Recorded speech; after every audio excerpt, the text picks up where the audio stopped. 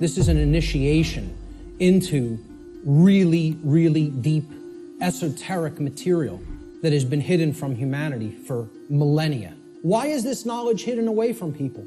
To what ends? The knowledge of the occult is not commonly known. That's why it's not the exoteric. It's not given to the masses. It's the esoteric. It is reserved for the few. And there's a reason for that. It's been deliberately hidden away and kept from the general public in order to create and maintain a power differential. Because if someone else is an extreme level of knowledge, they know how something works. Like something as trivial as how human consciousness works, how human motivations work, how human perceptions work, how human beings can be manipulated. Somebody has deep knowledge of that information, and there's a whole bunch of people who have not one iota of how that works. What kind of a number do you think somebody can do on people like that? From my years of being inside occult traditions that are very, very dark, I'm telling you, this is what they don't want you to know. So what this presentation constitutes is a master key that unlocks all the locks to all the doors on all the cages.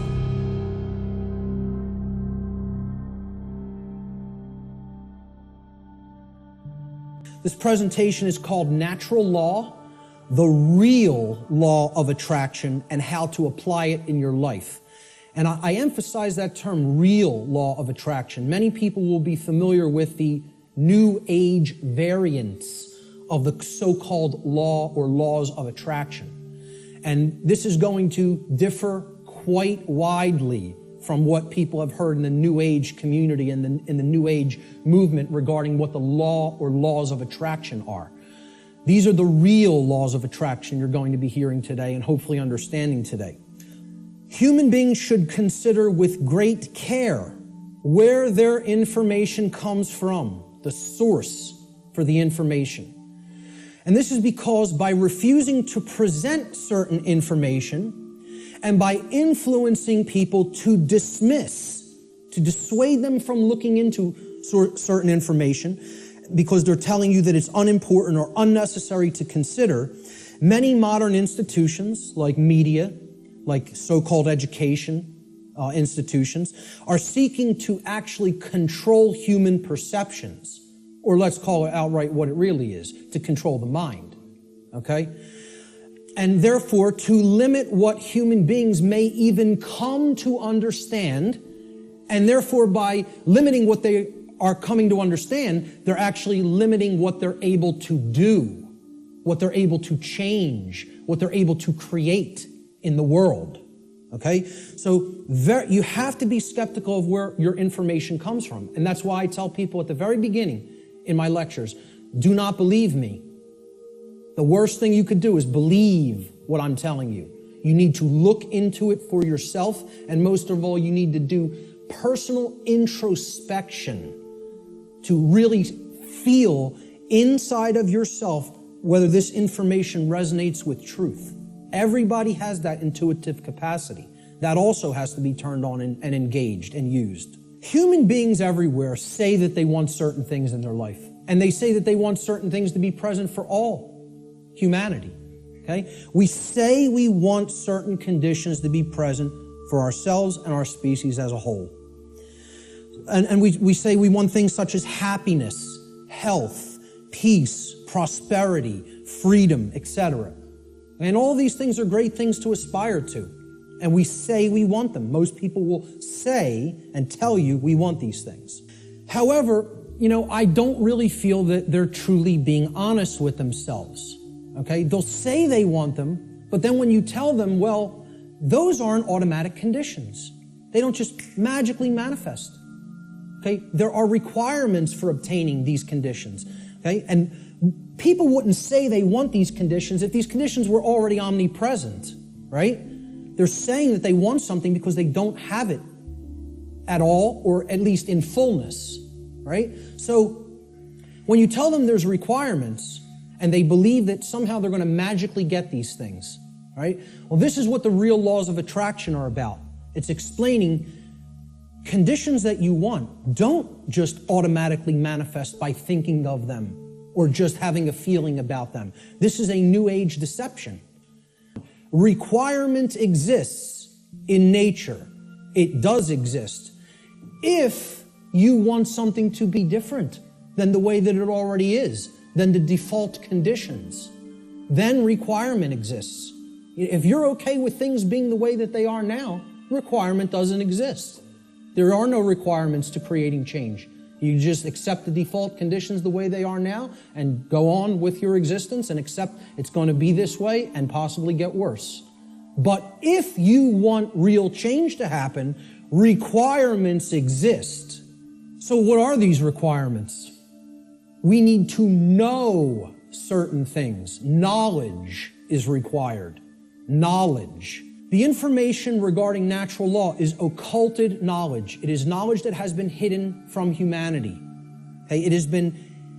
It's held by the few, which is represented here at the top of this pyramid. You can look at this as a pyramid representing knowledge or ignorance. At the top of the pyramid, you have knowledge. It's the higher you go in the pyramid, the more knowledge.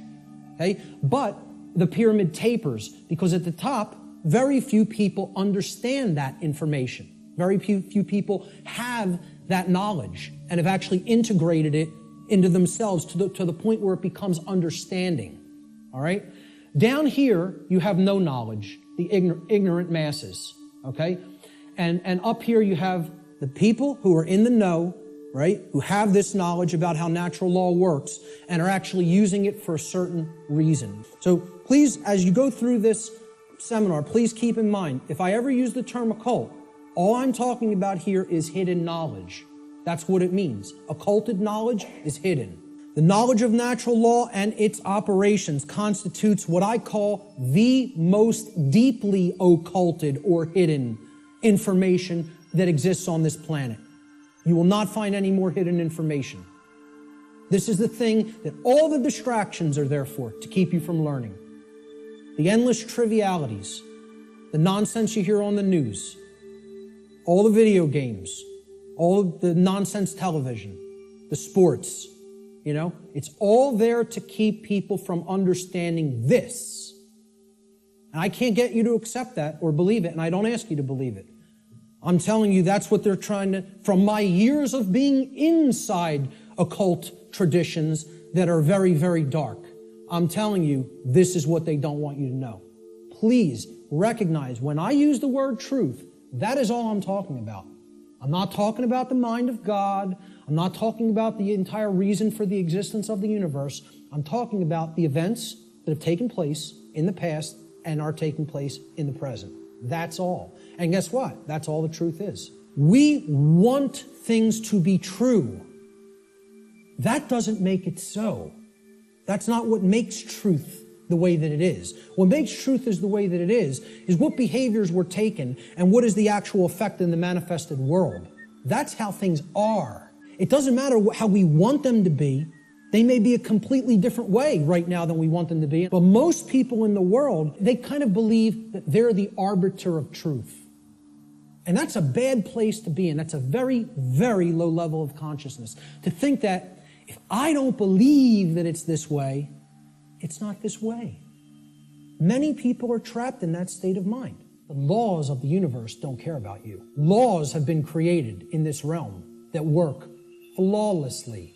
100% of the time, flawlessly. The creator of the universe set these laws into motion, put them into effect, and they bind you.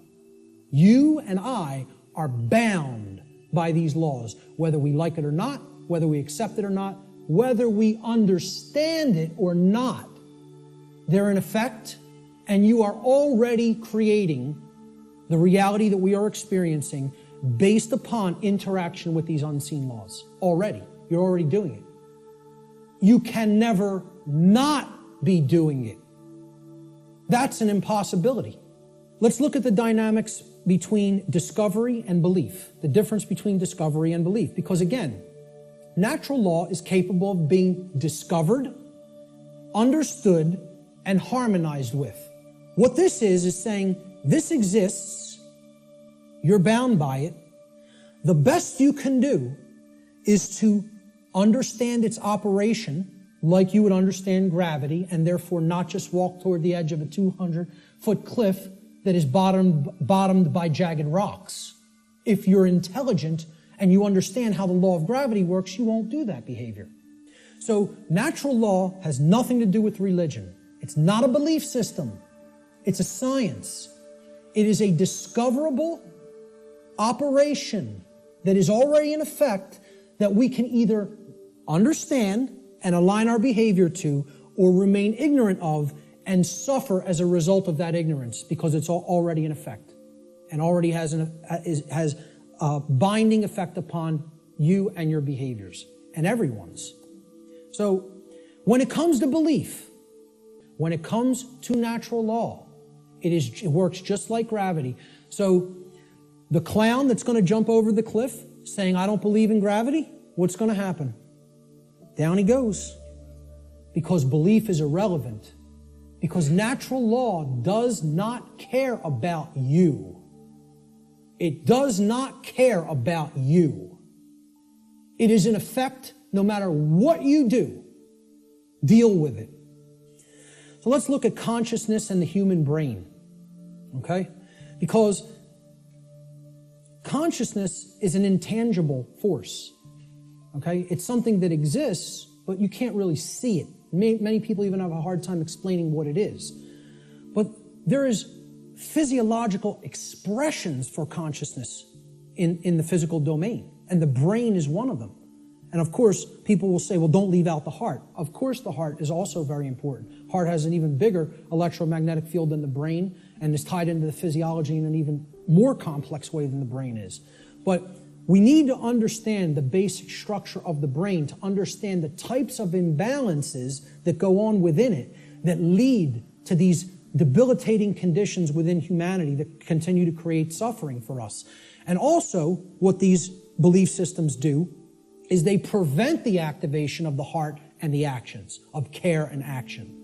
Not only do they prevent real knowledge from manifesting within the being, they prevent care, and they create apathy, and they create inaction and cowardice, so that we don't actually act and take action based upon what we've come to know. So let's look at how the brain and consciousness actually work. People will also try to give ridiculously overcomplicated and mystified definitions of what consciousness means. And many people are even scared of the term, okay? We have to demystify these terms and bring them down to real simple English and real simple concepts that the average person can grasp, okay? And stop trying to make it more complicated than it is. Being conscious of something, meaning having consciousness of it, is an ability of the being to recognize patterns. Remember, this is all about pattern recognition. To recognize patterns and meaning with respect to events that are taking place or have taken place, okay, both within oneself, okay, in the inner realm, in the lesser realm, the realm of the individuated consciousness, and in the realm in which the self exists and operates, the macrocosm. So it's our ability to accurately perceive truth of what has happened and what is happening. That's consciousness. That's consciousness. And it's made way overly complicated by people. It's mostly made overly complicated in the New Age movement, again. Now, how does consciousness express? There's a difference between what it is and how it expresses in our life. Consciousness expresses. I ask people, just tell me, what are the ways you could ever make yourself known to any other being? How can any other being come to know who you are in this incarnation, in this physical manifestation? How could they possibly come to know you? How could you manifest yourself or make yourself known to them? And there's only three ways: thoughts, emotions, and actions. Okay? And I would say speech falls into the line of the combination of thoughts and emotions. And speech is also a form of action. I'm using force to, make the air flow over my vocal cords to make sounds come out so that you can hear what the concepts I'm trying to express. So it is a form of action. And it derives from what we have thought up to this point and the emotions that we have, and we could express it through speech. So thought, emotion, and action. Thought you have to look at as the creative force that is the expression for consciousness within the individual. Okay? So it's a neutral force. You don't look at your thoughts as masculine or feminine, do you? But you do look at them as creative forces. In order for anything to manifest in the physical domain, it had to first exist as a thought. This computer, somebody had to envision all the parts, how it works, how it's put together. Okay? This camera equipment, the clothes you're wearing, the seats, everything that exists had to first exist in the realm of thought. Had to. By law. Then it comes into physical manifestation through action. Your emotions are a polarized component, you could look at it as. It is a feminine aspect of consciousness. Because other people don't feel your emotions. They could perceive or sense them. You're the one who's feeling the emotions in your physiology. It's an internal expression. You feel emotions inwardly, inside in the physiology. Hence, this is a feminine expression for consciousness. It is something that is not externalized and put out. It is something that is felt within. So the emotions in the mind-body-spirit connection are the spirit in which we do something. Okay, so that's the feminine force or the spirit. Of course, thoughts are within our mind, hence that's the mind component of the consciousness. Then there's a marriage between them. Okay, so you can look at thoughts as the creative essence, which then blends with or marries to the feminine. Now, see, we're getting into a notion that is taught in many different religious traditions. It's called the Trinity. And I challenge anybody, go and look in any of the trinities that exist, in any of the religions. You can go back to Babylon. You can go to the Indus Valley traditions. You can go to the Egyptian and Cometian traditions, the Christian traditions. Every single religious tradition that has talked of a Trinity, okay, it is always a Father Creator, a sacred feminine figure, okay, of some kind that the Father then impregnates or inseminates in some form. And then from that offspring is born a male child. Always. Okay? What we're talking about here is the Father being the mind, the creative essence. Then the spirit or the emotions being the sacred feminine essence. Okay? Or the Holy Spirit, the emotions. And then the child, the male child, is behavior. It is the active or masculine principle that actually interacts with the physical world to change it. And hence, that is the only way to actually save ourselves. The nature of a human being is that a human being is programmable. Our nature is that we can be programmed. And there's another thing, that's another thing people don't want to hear. They don't want to hear this. I'm not saying we are computers. I'm saying we're like them in the ways that we can be programmed. So what gets put into a person through the environment, which is called the culture, all right, and becomes their programming, determines what they will output onto the screen, which is called human life. And that will create the human condition in the aggregate as more and more people operate that way. All right, so let's look at how this works. Human beings are programmable much like computers. Like a computer, if a human being has a bad file system format, that's the first thing you do when you're going to get ready to use a computer. You have to format the drive. A file system format is you got to format the hard drive so you can prepare it for a specific operating system, which is basically the task controllers. It's going to control what happens on the computer, how programs get launched, how memory is used, etc. in a nutshell. All right? If the human being has a bad file system format, right? This is akin to the operating conditions during a child's formative years, the first 6 years of their life, essentially. Now, think about it. We call this their formative years. Their formative years, like a format on a hard drive, because this is what puts the file system into the human being, that prepares it for its operating system. Okay? So, largely, what programs the child at this stage is the parents and what they will see in their immediate environment at home and during their very early years in, quote, schooling. All right?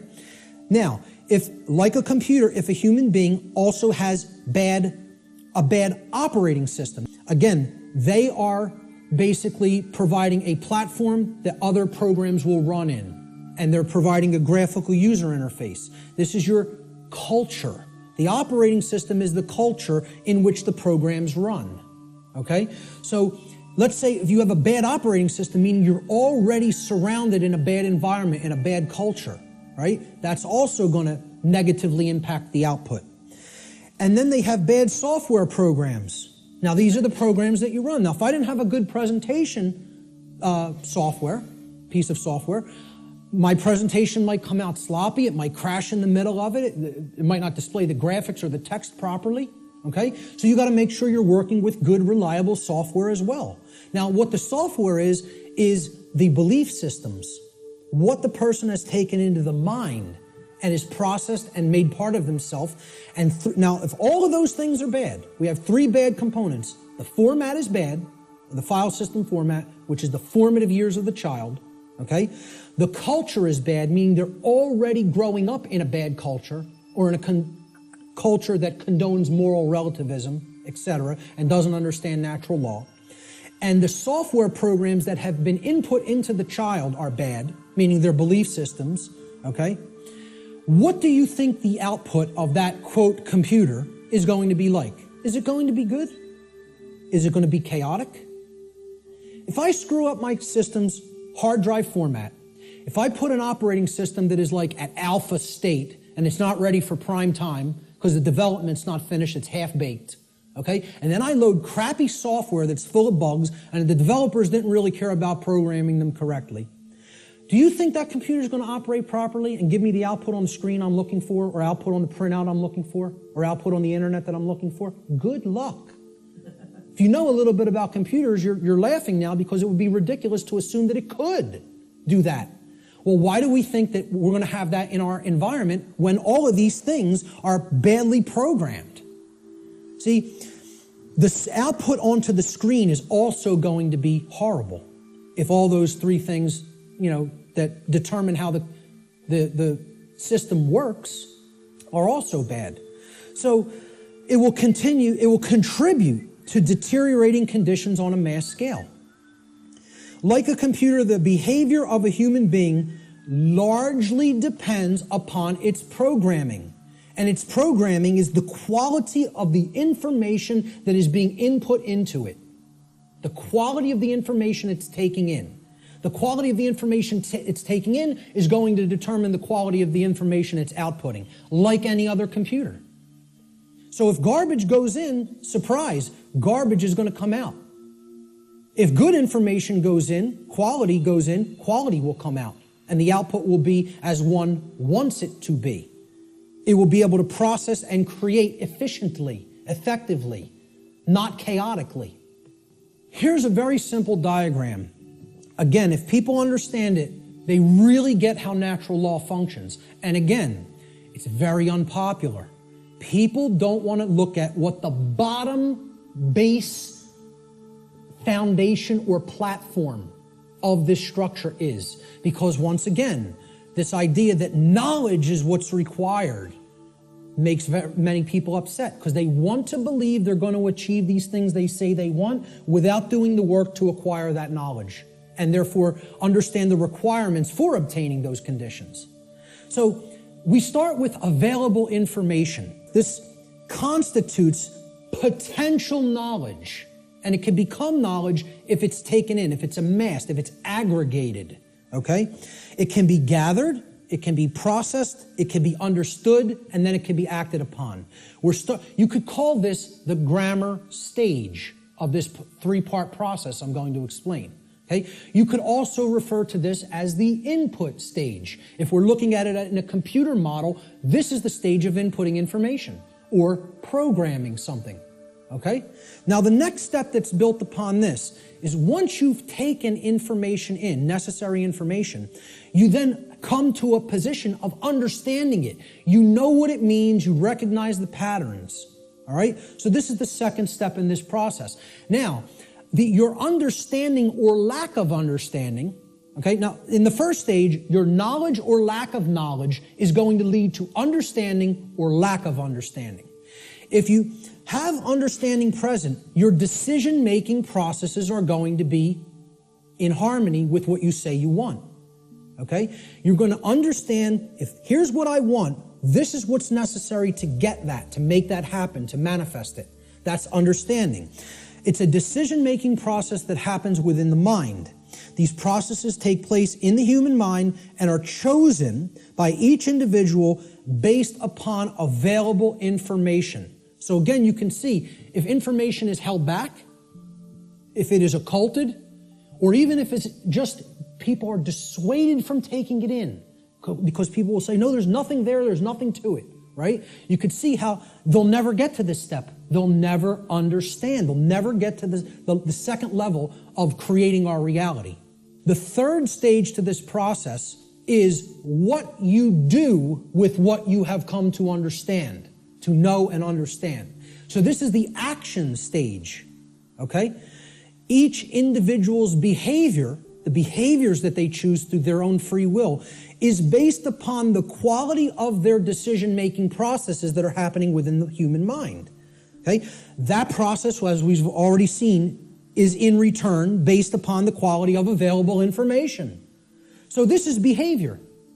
See, people don't think of wisdom as behavior. They don't think of wisdom as action. They think of it as something that you just know. No, wrong. Wisdom is not knowledge or understanding. Wisdom is action. Let me say this again. Wisdom is action. It is knowledge and understanding that has been applied. So, based upon these three processes, something is generated. Something is created in the physical manifestation, physically manifested reality, the real world, so to speak. So, the manifested reality is based upon the aggregate behavior. Aggregate behavior. No one person is creating the reality we are experiencing. Okay? It's another fallacy of the New Age movement and thinking. In the aggregate, we are creating our shared reality. All the behaviors put together creates the output on the screen, or the generated result. Is it orderly?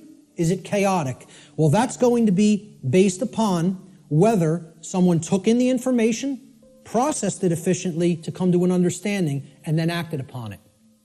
The manifested reality is the quality of the condition which manifests in any given society based upon the aggregate quality of human behavior within that society. This is how our reality is actually created. The conditions that we experience as the daily events of our life.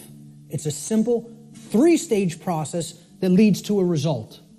And for many people here, you will recognize, if you've looked into this discovery process and this creative process, is known as the trivium. This is what the trivium is. In the ancient traditions, this is what the trivium was labeled. It was labeled knowledge, understanding, and wisdom. The trivium methodology of truth discovery has been completely obliterated from public consciousness. Many people have never heard the word. Instead of the trivium method of learning, the classical liberal arts education methodology, because they want to try to sanitize that as much from human consumption as possible. They don't even want you to understand how that works at all. So you got to look into it and understand how it works. That's all I can say about it. It is how we build our reality, either efficiently or destructively.